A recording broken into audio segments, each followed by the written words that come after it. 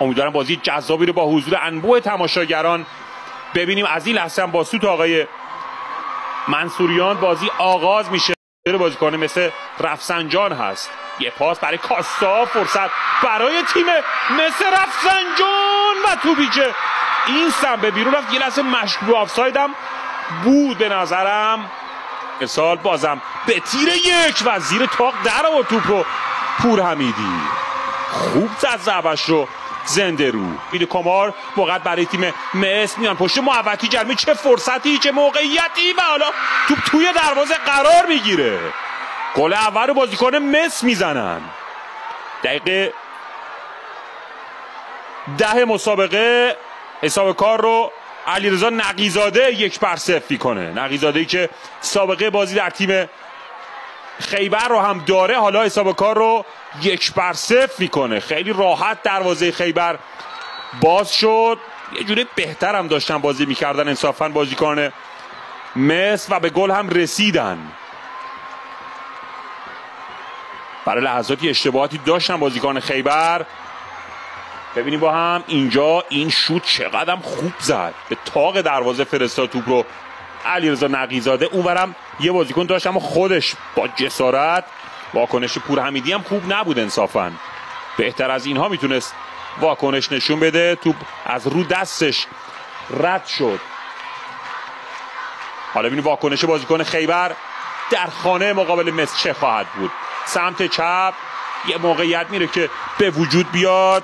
شجاعی پا به توپ، خود علی شجاعی. حالا ارسال روی دروازه، موقعیت برای تیم خیبر داخل محوطه. فرصت شوت زنی و شوت عجیب و غریبی که اونجا زده شد و من ارسال جولانی روی دروازه. موقعیت و زیر تاق بازم در آورد پورحمیدی.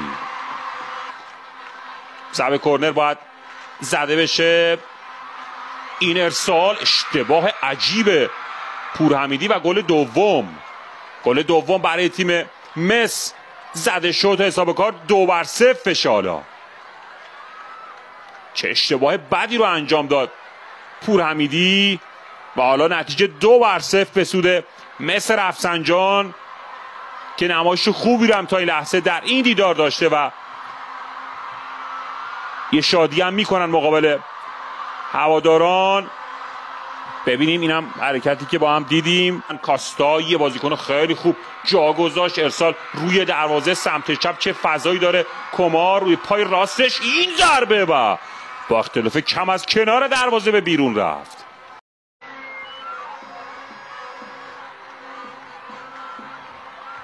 اسماعیلی بابایی پشت توپ برای زدن ضربه کرنر. ارسال توپ روی دروازه، موقعیت، فرصت برای خیبر و گل.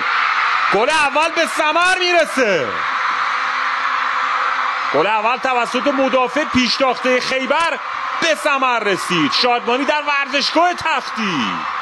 خیبر به بازی برمیگرده. عرض کردم این لحظات خیبره که داره بهتر کار میکنه و محمد احسان حسینی حساب کار رو حالا 2-1 میکنه تا خیبر برگرده به بازی. تا این لحظه ببینیم اینجا رو پای چپش کاپیتان خیبر دروازه رو باز کرد و شادی رو هم روی سکوها و هم در خونه ها به جمع خیبری ها میاره.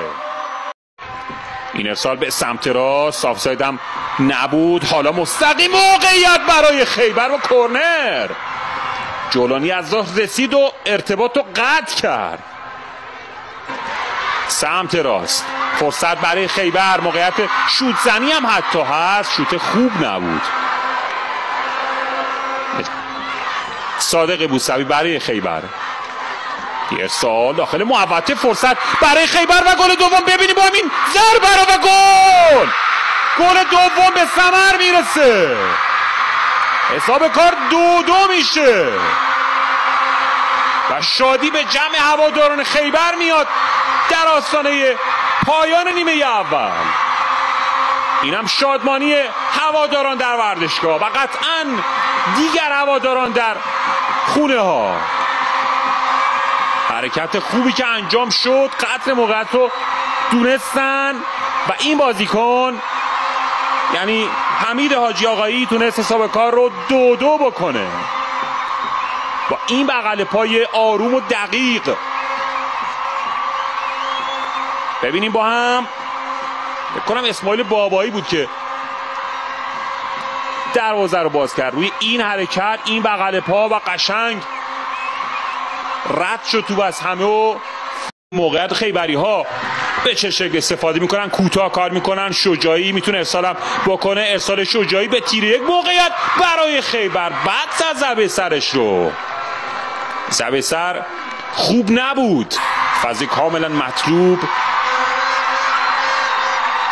و کار داره دنبال میشه. حالا فرصت برای خیبر، مهرداد قنبری، این ارسال، موقعیت برای گل سوم و به ثمر رسید توسط چه کسی؟ علی شجاعی با اون ژستای خاص خودش. حالا کامبک خیبر کامل میشه، 3-2 میشه نتیجه.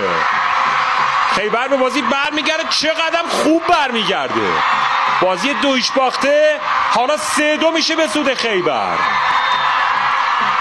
این بازیکن شجاعی ببینیم چقدر خوب زد و اونم خوشحالی خاصی که شجاعی داره در زمین مسابقه، در اولین حضورش در ترکیب خیبر گلزنی هم میکنه. این بازیکن این ژست خاص او رو در نیمه نهایی لیگ قهرمانان آسیا به همراه پرسپولیس دیده بودید و معروف ژست خاص پس از گل شجاعی. این بازیکن که به این شکل دروازه رو باز کرد و شادی پس از گل رو هم مشاهده کردید.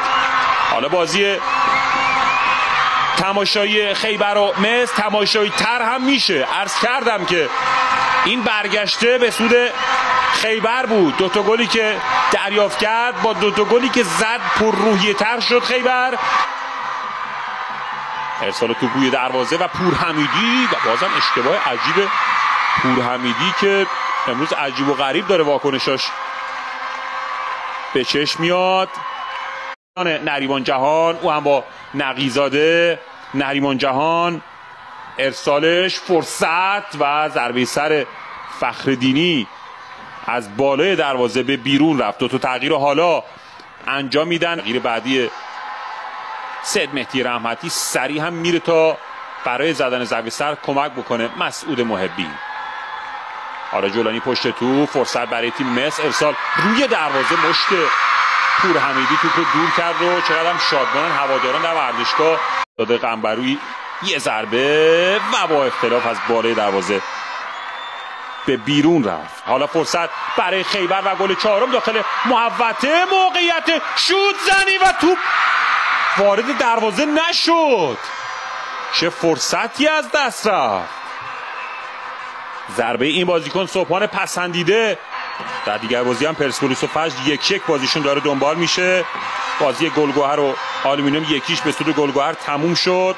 پیکان هم در اصفهان ذوباهن رو برد. اینجا هم خیبر 3-2 مثل رفسنجان رو شکست داد. بازی تموم میشه با سود آقای مرتضی منصوریان با برتری 3-2 نماینده لرستان. خیبر خرم‌آباد برابر نماینده کرمان، یعنی مثل رفسنجان. بازی فوق العاده جذاب